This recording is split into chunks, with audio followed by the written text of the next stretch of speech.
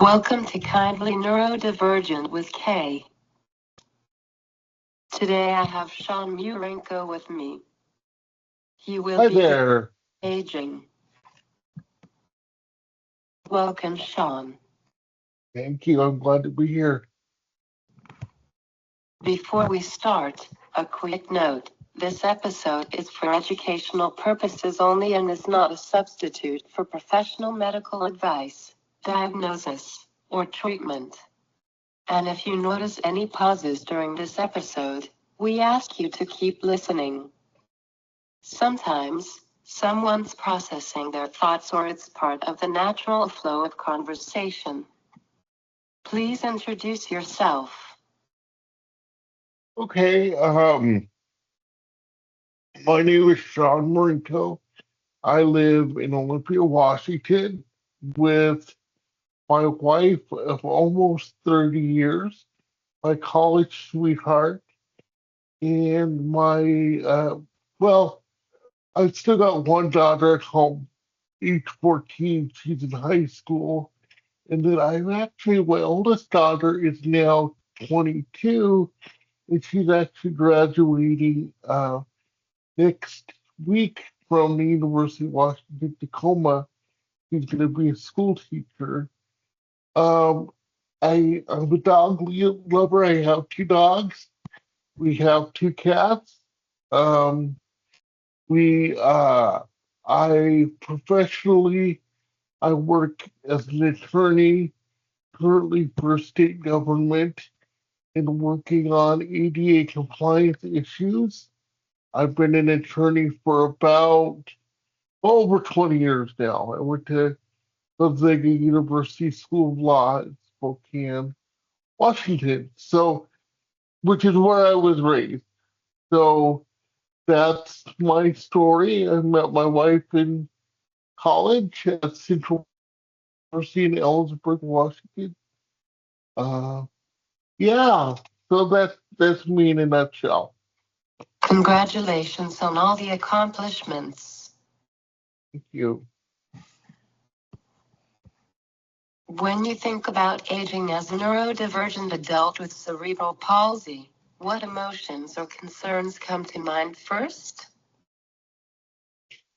Well, first of all, I love my family very much. I think that's a common experience, no matter what, where you are, who you are, where you are in life, and life is a temporary situation. We're all gonna go sometime. I think what I worry about the most is just not being there, right?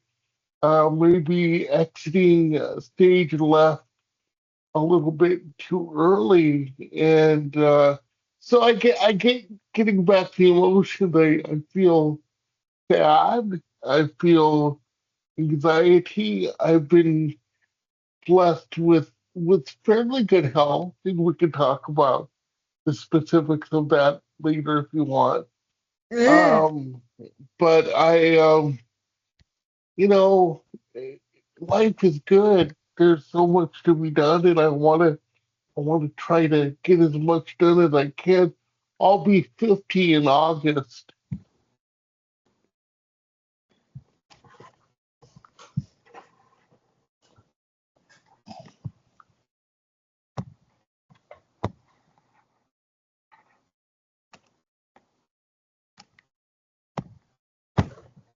What do you consider good health? Well, that's a really interesting question. And I'm glad you asked it because for a time, for about 5 years, I worked for the Washington State Department of Health, and there was always this question about what is good health, and I would remind folks there that good health isn't necessarily defined by what what medical diagnostics say, but about your experience. And so that was a whole another way of looking at good health. Um, So I define it just basically as, you know, am I the quality of my life, right? Am I getting out of bed every morning? Am I able to sit in my wheelchair comfortably? Am I able to be out in my community and continue to work and enjoy my daughters and my wife and my dogs? Um, so I think that's what I consider at least the outcomes of good health. I always find that question a kind of tricky one. Definitely, definitely, because I think there's a lot of stigma around, like for instance, weight, right? So, there's what we call comorbidities of just, in my case, having cerebral palsy, it's harder for me to exercise. And so that creates a set of issues. Um, I think that also just there's this model, kind of like when we objectified what women should look like, right? Like the model that had to be a certain height still does, has to be a certain weight still does, and which is very, very unfortunate to say the least. And so I How think does that cerebral palsy affect you? how does the cerebral palsy affect my health directly? How does it affect me? Well, I think over time, what I've noticed is my body, just from being in a wheelchair for almost 50 years, my body's gotten tighter. I'm not as limber as I used to be. Um, I've had a few little accidents in terms of about 8 years ago, I broke both my femurs when I fell off of a sidewalk. So that's kind of changed the nature of my body for sure. There's issues that are associated with pressure wounds that I've had to deal with from sitting. The skin gets less, less, I guess, tough, right? So, and then I also have developed a condition about 10 years ago called neurogenic bladder, which basically my bladder just decided to stop working. I think it got too stretched out over the years. And so now I have to use an indwelling suprapubic catheter. And that has opened the door to numerous urinary tract infections and, a good amount of hospital stays, which I was not used to. And that, you know, uh, I always tell folks before the neurogenic bladder, I wasn't sick hardly a day in my life. So to have this suprapubic catheter because of your neurogenic bladder, I think health-wise has been the most devastating part of my disability experience. I have spastic quadriplegia, but I am able to take some independent steps and make small transfers like from my bed to wheelchair or bed. Mhm. And I'm not able to do that. I need full assist. I have uh, a ceiling lift from my bed to the toilet in the shower. Um, and I know, I have another friend who has cerebral palsy, and of course, as you well know, cerebral palsy affects everybody so differently. We're a diverse group of folks, and she's able to do transfers too.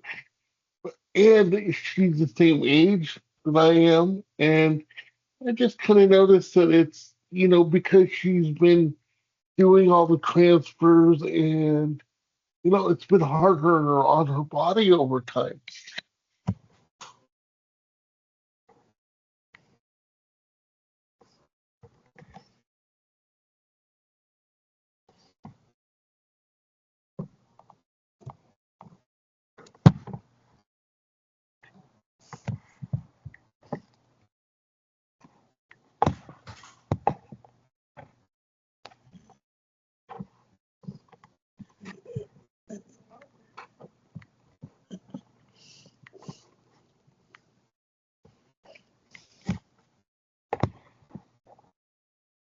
All diagnosis affects everything so different and the same at the same time.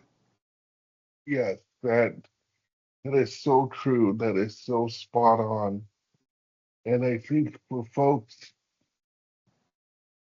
outside of the disability experience, I think it's hard for them to see and understand that. And that's why it's so important to do what you're doing, Kayla, and you know, having places where folks can consume information because we definitely know the mass media isn't doing it.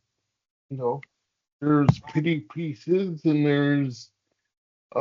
if there's anything at all, there's pity pieces and inspiration, but has been labeled as inspiration porn by our late great advocate Stella Young, who unfortunately is no longer with us. Uh, so it's really not portraying disability in a real way. So that's why I'm so happy, Kayla, that you're doing what you're doing to give other platforms to consume this information and getting the word out.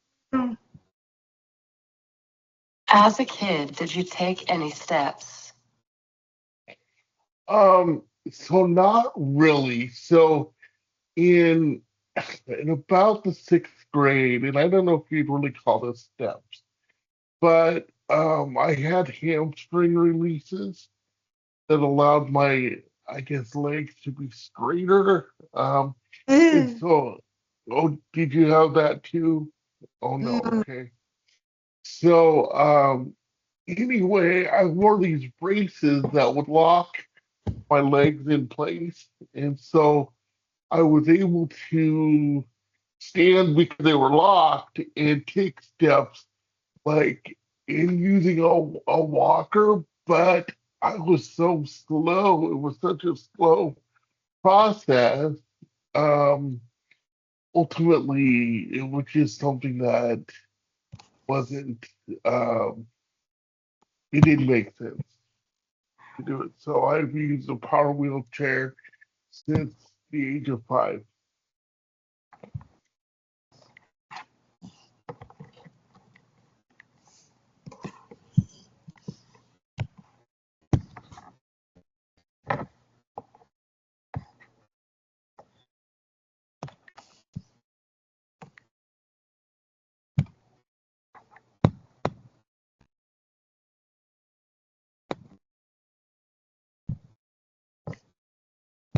I haven't pursued any medication or surgery.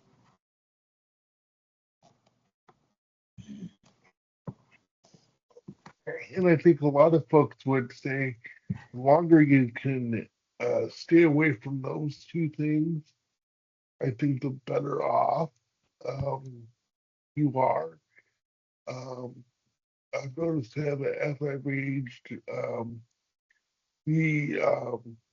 the number of pills in my pill box certainly is getting more. And, surgeries, I haven't had any quite a while, except for when I broke my femurs, and that was pretty major surgery.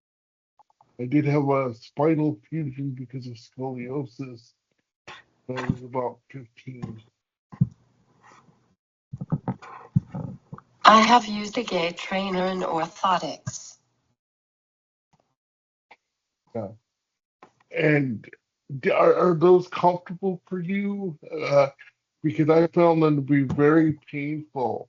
Mm.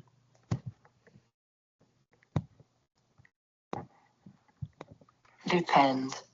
It depends. Kind of on the day, yeah. Do you get sores on your feet? Mm. Yeah, yeah. I think when I was growing up, because I used orthotics too, probably until I was about in the eighth or ninth grade. They're probably I'm just assuming they probably made steps to make them more comfortable than they did. I'm an old guy, right? So I'm sure things have advanced in that way, but I don't know. I haven't really talked to somebody that still is using orthotics.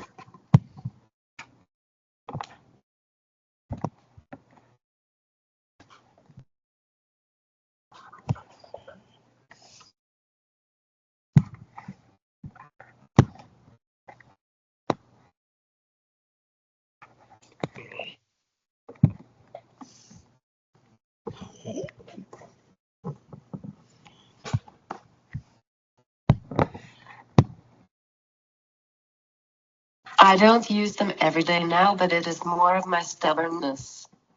I think, I'm laughing because I think that's an element that a lot of us with cerebral palsy have. It's just like it's part of how we survive day to day is by being stubborn uh and I don't know what your experience is, obviously, but I guess I learned at an early age that if I wasn't stubborn, I was just gonna fade away into the background or just not live my life the way that I wanted to. Mm.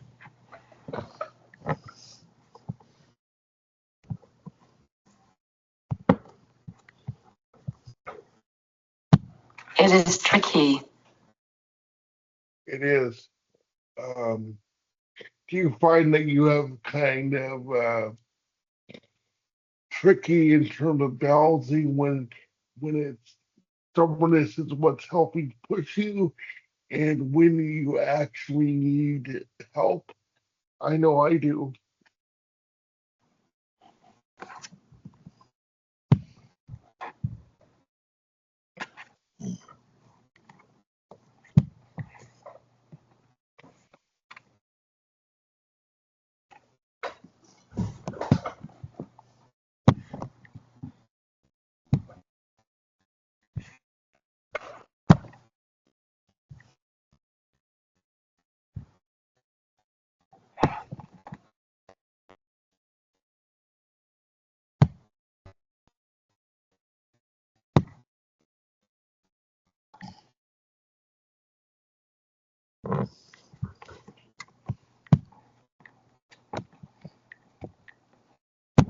Sometimes, but I need 24/7 care. Yes, and I do as well. Um, so I get care through an agency that's paid by the state. Actually, I pay a little bit of it. And I have other natural support, what we would call natural supports around me, but my wife and I have tried very hard over the years to separate the care and the relationship as spouses. I think that's something that a lot of people, that choice, is something that a lot of people don't understand. We've heard comments like, well, why doesn't your wife just do it? And there's a because I saw this with my parents too. There there builds a power differential, and you don't want to bug people. You don't want especially through your parents. So, and I don't judge people that make a different choice. I think everybody's going to make a choice that works for them, right? And for me and my wife, that was just how we negotiated that. We know another married couple has negotiated that differently. That's um, great. It works for now.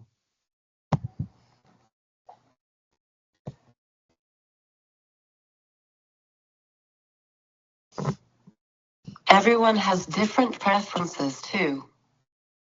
Absolutely. I mean, and I think honoring that space, right? That Mm. everybody has different preferences. I think sometimes the agencies, especially that provide these services, don't do a very good job of understanding that. They say they do, but when it comes right down to it, I know I've always felt just kind of like they just need to plug some sort of hole. It doesn't matter what caregiver they send out as long as there's a body there. Now, some bodies just aren't going to work, or there's a compatibility issue, right? Mm. It's a very intimate job, and as I've always said, I'm not necessarily the easiest guy to work with. I'm stubborn. I can get impatient, and so the folks, especially that have been my caregivers for a long time, boy, they deserve a lot of recognition for putting up with me. Mm. How have your energy levels, pain, or fatigue changed over time? And what strategies Yeah, have helped you manage those changes? yeah. So I think in terms of fatigue and that sort of thing, I just try to stay as busy as I can, with work.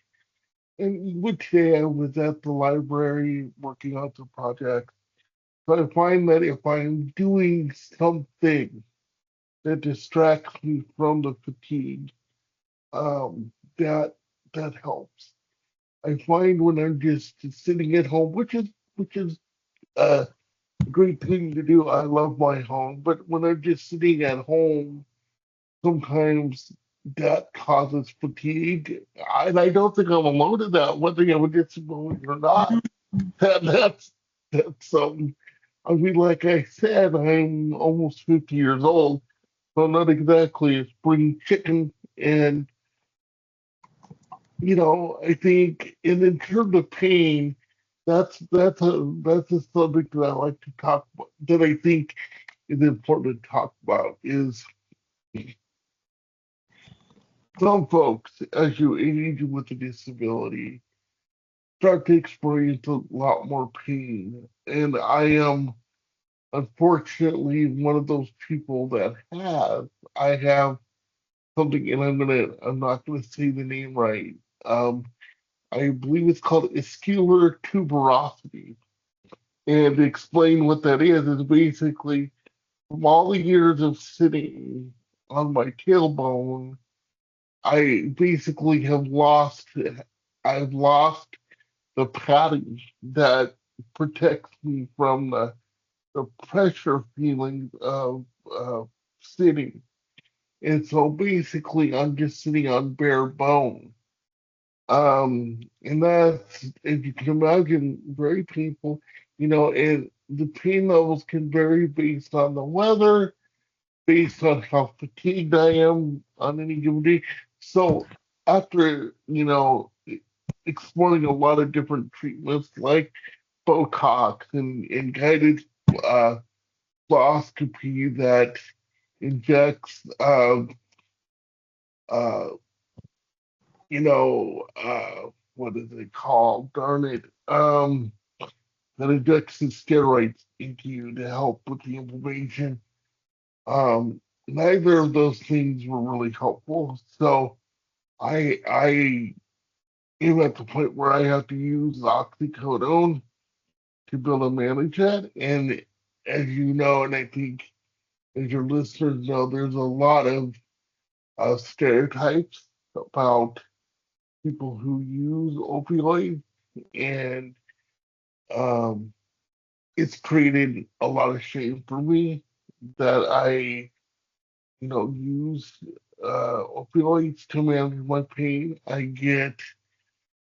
Um, a- I've gotten some strange looks from people when I tell them that, but pain is real, and it It is is. part and it is part of the disability aging process. And I've just kind of had to learn to embrace it. What we need though, Kayla, is doctors who actually are willing to listen and not make those judgments. And I have a general practitioner that is pretty supportive of, Mm. you know, um, whatever I need within limits, of course.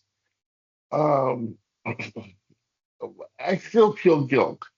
So even when I'm meeting with I'm her, tired to keep going, even though I want to keep going, and I have developed lower back pain. yeah, I think that's for a lot of folks, that's the first place that kind of starts irritating people with cerebral palsy who use a wheelchair. Um, oh, one other thing I noticed too is I've lost some feeling in parts of my body. So specifically my right foot, um, I've lost most sensation in that foot. Um, and I think it's from neuropathy. I'm assuming that's what it is. Um, Why do you feel guilty? about using opioids. Mm. Oh, okay. There's so much stigma around it. Like you're a junkie. You have a substance use disorder, and they're just and of course there's been a lot of lawsuits, litigation around manufacturers that manufacture opioids. And so that's created, I think, a misperception with the public that there are people that actually deal with pain on a daily basis, and that opioids sometimes are a necessary medical option that's needed.